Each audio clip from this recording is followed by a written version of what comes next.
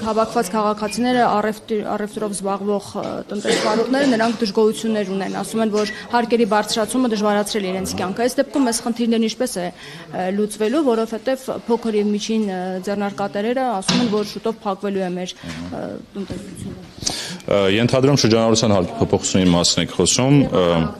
Այո, տևական ակցիաներ տեղի ունեցան, ես ինքս անձամբ բոլորի հետ էլ հանդիպել եմ, տարբեր ակցիաների ներկայացուցիչների հետ հանդիպել ենք, բացատրել ենք, ավելին ասեմ, տեսեք ինչն է հիմնական խնդիրը։ Հիմնական խնդիրը նա է, որ մարդիկ անհանգստանում են փաստաթղթավորել իրենց վաճառքները եւ իրենց ձեռքբերումները եւ ավելի շատ նախընտրում են մնալ ստվերում եւ ավելի մեծ եկամուտներ ստանալ այլ հավասար պայմաններում։ Հիմա մենք ինչ արեցինք, կառավարությունը ընդառաջ քայլ արեց, ասեց,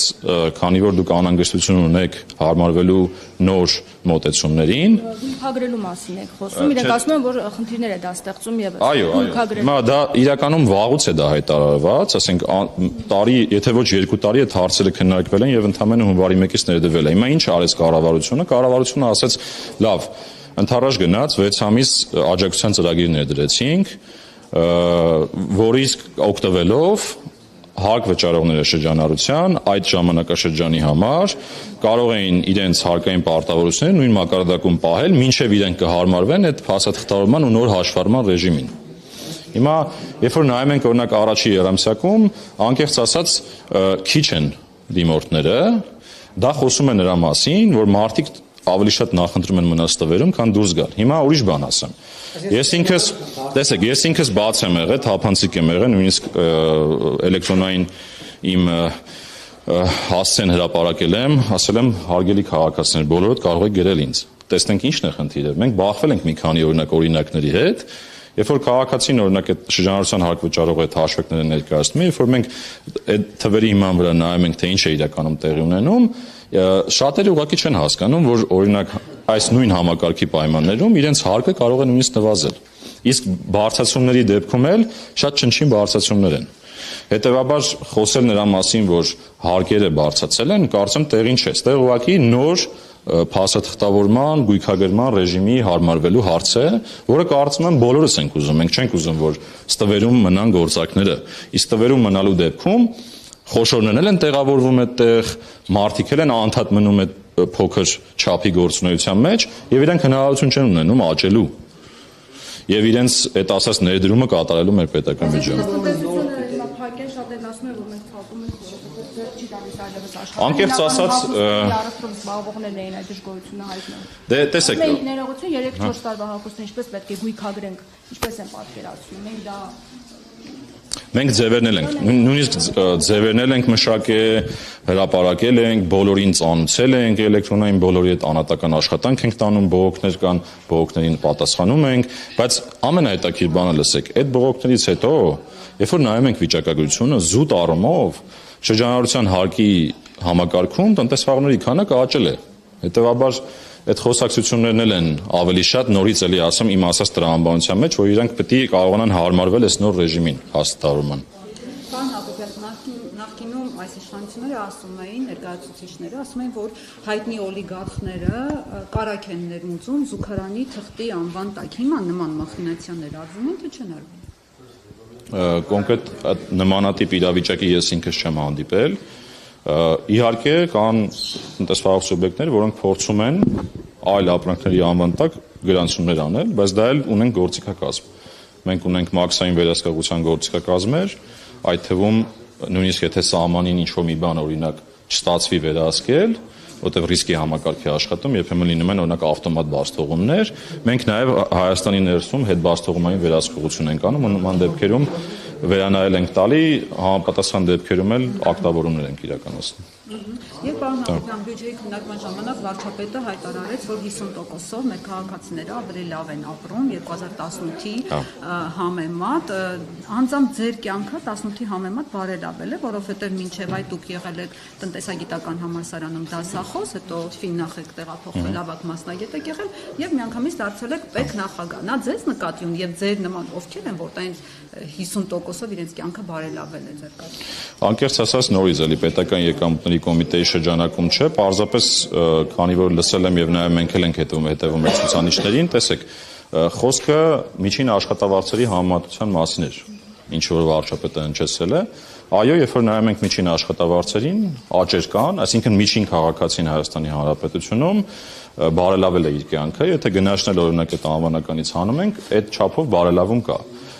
Դա դեռևս չի նշանակում որ բոլորի մոտ համաչափ է։ Դա ուղղակի ընդհանուր տենդենսն է այդպեսին։ Ու իրականում այո, բարեկեցության այդ առումով միջինում բարելավում կա։ Գնաճը ինչքան եք հանում կներեք։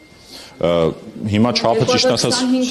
չափը չեմ 7.4%, մրգերը թանկացել են 13.4%, բանջարեղենը 29%։ Մի քանի տարվա մասին է խոսքը։ Հիմա մի քանի տարվա մասին է։ Այդ ինչ որ հնչեցել է վարչապետը գները հանած նաև հնչեցել է թե ինչքան է բարելավում միջին քաղաքացու կյանքը։ Պարոն Հակոբ, հարցնես։ Եթե գնաճ կա սննդի առաջնային սննդի շուկայում, օրինակ միջին որակի ձեթը թանկացել է 120-ից 150 դրամով եւ դա Հայաստանի քաղաքացիների համար լրջագույն խնդիր է ավել վճարել։ Դուք ինչպես եք տեսնում այս խնդրի լուծումը ինչպես։ Ճիշտ ասած դա պետական եկամուտների կոմիտեի աշխատանքի տիրույթում չէ, կարծում եմ ավելի ճիշտ կլինի այդ հարցը ուղղեք գնաճի հետ աշխատող կառույցին, որը կենտրոնական բանկն է։ Պարոն Հակոբյան, Հայաստանը Ադրբեջանի հետ ապաշրջափակման հարցով բանակցություններ է վարում, տարբեր առաջարկներ է ուղարկում ադրբեջանական կողմին, այդ մասին վարչապետն է հայտարարում, որ առաջարկները տարբերաբար առաջարկում։ Հիմա ես ուզում եմ ձեզ հարցնել, քանի որ այստեղ շատ քննարկումներ, ինչ որ խնդիրների մասին բարձրաձայնումներ կան, ուզում եմ հասկանալ Հայաստանը այն ռեժիմը, որ առաջարկում է Ադրբեջանին, նախ ձեր կառույցը վստահաբար այս քննարկումներում կամ այս առաջարկների նաև որպես մարմին, որը հետո խնդրին առնչվելու է, տեղյակ է, ինչ կոնկրետ մեխանիզմ է առաջարկվում Ադրբեջանին իրենց տարածքից Հայաստանով իրենց մյուս տարածք անցնելու համար։ Խոսքը այստեղ հենց գնացքների մասին է, որովհետև այս փուլում հենց գնացքների մասով են առաջարկները, այսինքն երկաթգծի շահագործման մասին է։ Ճիշտ ասած այն ինչը հրապարակման ենթակա է, կարծում եմ եւ վարչապետը եւ աշտանքային խմբի ղեկավար համապատասխան փոխվարչապետը հրապարակում է։ Ես ընդհանրապես տարբեր առիթներով եղել է դրա մասին խոսել ենք, այդ թվում նաեւ բարբերաբար ինձ հարց են տալիս Թուրքիայի սահմանի բացման հետ կապված։ Մենք մեր խնդիրը մաքսային վերահսկողությունը կազմակերպելն է ցանկացած սցենարի դեպքում։ Այդտեղ խոսում ենք օրինակ ապաշրջափակման մասին, սահմանների բացման մասին, ուղղակի պետքա այդ սցենարներին պատրաստ լինել։ Հիմա ես հստակ ասել եմ, որ մենք սցենարներին պատրաստ ենք այն առումով, որ ունենք օրինակ նույն մարգարեի կետը ունենք համապատասխան սարքավորումներ եւ գործիքներ, որոնք հնարավորություն կտան ցանկացած սցենարի ադապտացվել եւ մեր մաքսային վերահսկողությունը իրականացնել։ Սրա մասին է խոսքը, էլի։ Հիմա եթե խոսքը կոնկրետ հայ-ադրբեջանական այդ երկաթգծի շահագործման մասինն է, եթե այստեղ օրինակ կողմերը հասնեն քաղաքական համաձայնության եւ արդեն երկաթգիծը գործի, մաքսային վերահսկողության հնարավորություն ՊԿ ունենալու է, այսինքն այդ գնացքները, որոնք անցնելու են Հայաստանի տարածքով, ամբողջությամբ այդ բեռների մասին, պարունակության մասին ինֆորմացիան դուք ունենալու եք եւ խնդրի դեպքում ունենալու եք նաեւ լծակ այն ստուգելու։ Այսինքն այդտեղ ոչ մի տեսեք ցանկացած հարց, որ քննարկվում է եւ խոսվում ենք Հայաստանի սահմանի հատման մասին, այո, այդտեղ կա մաքսային վերահսկողության հարց եւ միշտ մաքսային վերահսկողության հարցը լինում է օրակարգային հարցերից մեկը, թե ինչպես է կազմակերպվելու։ Այդ տեսանկյունից ես ասացի, սցենարներին պատրաստ ենք, իսկ կոնկրետ այդ խոսակցությանը ես տեղակ չեմ։ Իսկ այդ դեպքում, երբ որ քաղաքական պաշտոնյաների պատասխանատուների կողմից խոսվում է դյուրացված անցում կազմակերպելու պատրաստակամության մասին, այստեղ ինչ է առաջարկվում Ադրբեջանին, որ օրինակ չի առաջարկվում մյուս անցումների դեպքում։ Ինչով է տարբերվելու սա։ Այդ դյուրացումը ինչ է նշանակում, կբացատրեք։ Ես նշեցի, տեսեք,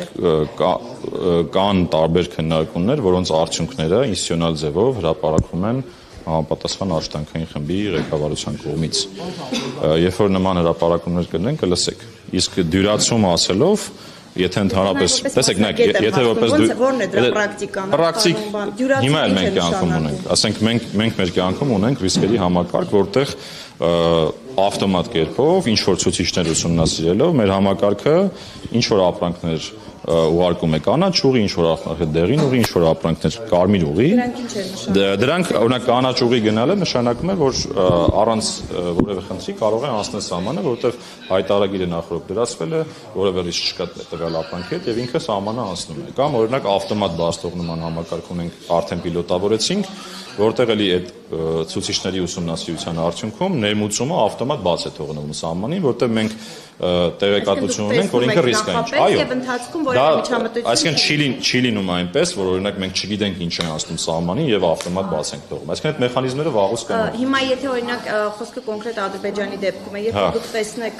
այն բեռը, որ անցնելու է, տեսնեք խնդիր, դուք հանգիստ կկարողանաք այդ բեռը ստուգել եւ թույլ տալ կամ թույլ չտալ։ Իհարկե, այսինքն մենք մեր վերահսկողությունը, մեր իրավասությունների շրջանակներում մաքսիմալ վերահսկողությունը անելու ենք այնպես, ինչպես անում ենք հիմա ցանկացած սահմանի դեպքում։ Հիմա այդ ռեժիմը մենք ում հետ ունենք, այդ ասած որ հայտարարագրերը մեր բոլոր բաց սահմանների հետ, Իրան, Վրաստան։ Բայց այդ դեպքում ինչն է, որ մենք ինչ ենք առաջարկում Ադրբեջանին, որ օրինակ մյուս Դրա մասին ասացի, իմ տիրույթում չէ, դա արդեն ավելի շատ թե ինչ սցենար կքննարկվի եւ կհայտարարվի դրա մասին։ Թույլ տվեք Վրաստանում տեղի ունեցող արդյոք ձեր կարգավորման տիրույթում է թե ոչ բեռների արտահանման հետ կապված եւ ինչպես պետք է այդ խնդիրը լուծվի, որովհետեւ նաեւ դա ինչ որ առումով հարկային մուտքերի հետ կապված է խնդիր տալու շատ գործարաններ հիմա աշխատողներին ուղարկել են տուն, արտադրությունը դադարեցրել են, այդ հասկացաք ինչ եմ ասում։ Լավ նորություններ կան, որովհետեւ արդեն բեռները տեղաշարժվում են դեպի Ռուսաստան, արդեն վերջին օրերին սկսել է այդ process-ը, ոչ թե ինքը բազմակողմանի հարց է։ Այսինքն երբ որ մաքսային սահմանով անցնում է,